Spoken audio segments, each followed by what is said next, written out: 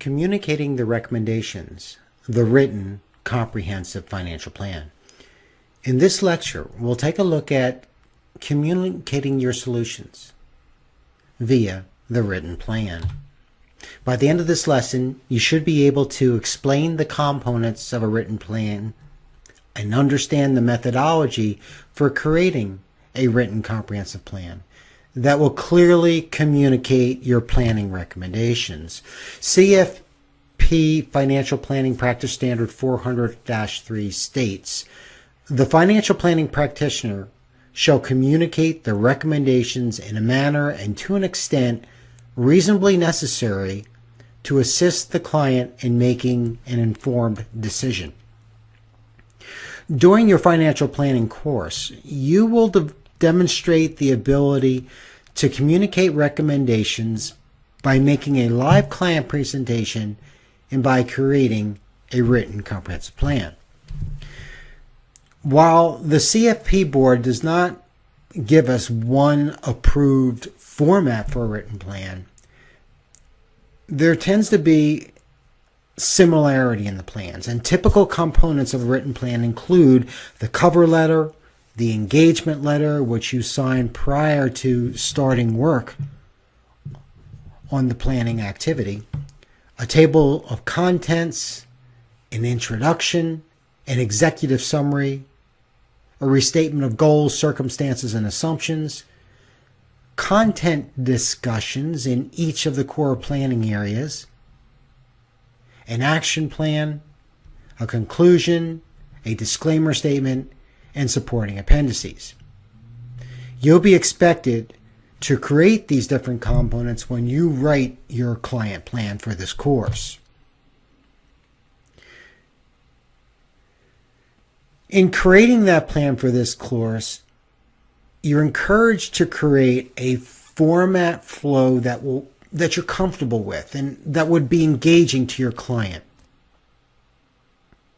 And create a plan that would both improve the current client plan and one that gets implemented. Because in reality, a 150-page plan that includes all the bells and whistles, the graphics, the supporting documents is worthless if it gets put on the shelf. Your objective, create a plan that is motivating to the client that gets implemented. The image on this slide is one that you should recall from week 1. It's the flow of a sample plan that was provided by NAPFA. And you can see it moved from part 1, the introduction, into a restatement of the goals, the short-term goals, the long-term goals, then that executive summary, that recommendation summary, a restatement of the client profile data, then each of the content areas, and then finally an appendice with graphics and flowcharts. Notice that there's good organization, a logical flow. The image shown on this slide depicts the format of the plan document by Ms. Eliza Bowie, a nationally known financial planner. Notice there's some similarities, there's some differences here. You have that summary of recommendation, you have the supporting information for each of the planning areas, there's an action list again, but two of the unique aspects of her plan is a visual at the very start. It's a visual story of the client's circumstances, their current situation, where they want to go. In her words, that really helps to differentiate her. It's a real connect with her client. And also one other item that is a little unique, and that's policy statements that's included. In other words, the policy statement, which you learned earlier in this course, offers the client a plan for how they'll act moving forward. For example, if they want to invest in a capital asset which costs more than 1 or 2 months' salary, then there might be a planning strategy for that. One way to promote client engagement is certainly to start to include graphics, to make it visually appealing. And some of the ways we do that, good organization and consistency with headers and subheaders. clearly a way to organize, to show organization, incorporating quality visuals, charts, graphs, and tables within the content areas, certainly within dependencies. Remember, a picture tells 1,000 words. Making sure that the font and the font size is easy to read, making sure that it's formatted so that there's white space, so that the pages don't appear overwhelming. There's an example of a table here. You can see how in this case recommended changes just pops right out. You can see the dollar value of some of those changes or the recommendations of those changes. The writing style. Remember, your written plan is a conversation. Our communication with our clients is a collaborative conversation in which your solutions are offered within the context of the client's story, and that's important. The client needs to hear their client's story. They need to see themselves reaching those prioritized goals. And one of the ways we do that, or ways that we do that, is to personalize the writing. We need to use the children's names. We need to discuss the client's story within the context of how we evaluated the alternatives and came up with our solutions. And we need to link those recommendations to the goals. We need to write in a language that's understandable to our client. And that means we need to know our client. We want to avoid industry jargon. We want to write in clear and concise explanations. And it's important to let your voice be heard throughout the document. Remember, the client is paying for you. It's that relationship, that trust in you, that reliance on your professional knowledge and high ethics. Your writing voice you want it to be authentic, confident, and of course, client-centric, supportive. Presentation effectiveness. The most effective written plans, again, communicate the client's story, promote clarity, such as maintaining that balance between simplification and complexity. We simplify to clarify, but no more. We can chunk financial numbers within the text of the document, pushing all the line item detailed into the appendices. It's a way for the client not to get bogged down in all the line item details, but if they want to see that information, they can get that from the appendix. And certainly, promoting clarity by explaining the assumptions that drive the plan. And of course, an effective presentation will motivate engagement by the client. It will generate more conversation, collaboration, and ultimately action, which is the implementation of those recommendations.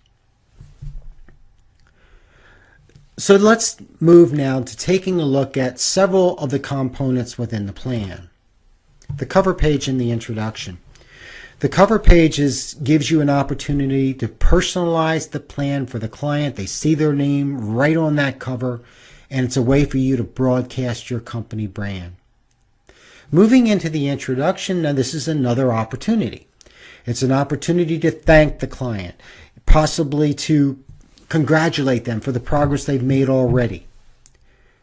Possibly you want to describe again that dynamic nature of the plan and how the plan really depends on the information in there, how circumstances and life changes so that the plan is constantly being adapted and you're there to help keep them on course. And of course, you want to customize this in your own words. The executive summary, that summary of your specific recommendations, might be the most important section in the entire written plan. And that's because the client may only read this section. Therefore, it's important that you offer a concise presentation of specific, actionable recommendations that are necessary, in your professional opinion, for the client to reach their goals in a way they want to get there. For example, you might say you need to purchase a $1.2 million life insurance policy so that your family's income needs and some of those existing debts are provided for in the event of an early passing. So there's a specific actionable recommendation, the goal to make sure that the family is taken care of. It's also important that you reframe the situation that you're working under in that overall picture that you're developing those recommendations and solutions in. You will want to restate the goals, specific goals, and clearly delineate the prioritization of those goals, and also the client's circumstances, family information, their current financials, and of course, the assumptions that flow into the planning document. Understanding the context, the frame under which you did your work, can offer valuable insight if you ever come back again and assess why certain recommendations were achieved or developed. Now you may move into the core planning areas, each of those financial planning pieces of the puzzle which you were engaged to take a look at, to work with. Each of these core planning areas should be designed to stand on their own. So if the client comes and reads that section on investment planning or tax planning, they can understand the whole situation. Now, as Ruth Littens wrote in the book, The Process of Financial Planning, every planner must choose a format and a style that he or she is comfortable with, and expect that style to emerge over time as more plans are written and delivered to the clients. And I think that's certainly true. But on this slide, I offer an example, and I think that maybe this type of example might be a good starting point. If this is your first written plan and you're not quite sure how to really get the format rolling in the core planning areas, you might consider introducing the planning by some type of opening, maybe connected to the client's goals, or maybe framing educational content. And from there, revisiting the client's current situation, those strengths, those challenges, those vulnerabilities, and then discussing some of the alternatives. For that matter, you may even start the section talking about some of the alternatives. And once you've outlined what are some of those different strategies and products that you considered, sharing your recommendations, and then following the disclosures of how uncertainty flows through all of this. So you see, this sort of format might appear to you to be logical, a nice flow, certainly adapt it to your need, to your client. But again, I think the section stands on its own, that the client can come here, understand how you got to those recommendations, how that's going to help set them up for achieving that specific goal. Within that section, one of the items you may want to do is show the pro formas, the current and the projected numbers. Now, this example here is a little busy, and maybe there might be better chunking, but it's very effective. If you look down in the blue, the client can see, here's my current situation. Based on the recommendation, there's going to be close to $8,600 in tax savings. That dollar impact is very powerful in motivating action. So consider pro formas in your work. Remember, your planning recommendations for your financial plan development project in this course, and in creating a written plan for clients in real life, your goal is to develop specific planning recommendations that are linked to the client goal. The client understands the impact of taking action on those, and also the impact of not taking action relative to reaching those goals. There's significant empirical evidence that supports that the most successful people plan, and they put their plans into writing. Because when you put something down into writing, it empowers it. And I think that's what's happening here with the to-do action list. It clearly describes who does what by when. What activity is going to be completed by what person and by what date. This is an important piece of your written plan. And again, it empowers the client to start to implement, particularly when a client agrees, there's buy-in. The conclusion and disclaimer. Well, the conclusion in many ways I think is quite similar to the introduction, but it's a nice way to wrap up your plan. It offers you another opportunity to, again, congratulate the client, just the way you've been communicating everything, to show your compassion, your empathy, your focus on their well-being is a great way to deepen that relationship, that client-planner relationship. And again, an opportunity to market your firm services, particularly if you were not engaged to implement and monitor. You can let the client know you're there to continue working with them. You're there to go out and meet with them with their other advisors. The disclaimer is an important section because I think it frames the uncertainties of the plan, the dynamic nature of planning itself. Within that section, you might want to talk about the importance of the assumptions, the data that the client's given you. You've relied on that accurate and reliable data in your work. Restating again, the historical returns are not indicative of future returns. And if you're not an attorney, a certified tax professional, you may want to state in there that it's recommended that the client meet with those professionals. In this lesson, you learned how to communicate recommendations in a written comprehensive plan, and you learned about the typical components within the written comprehensive plan.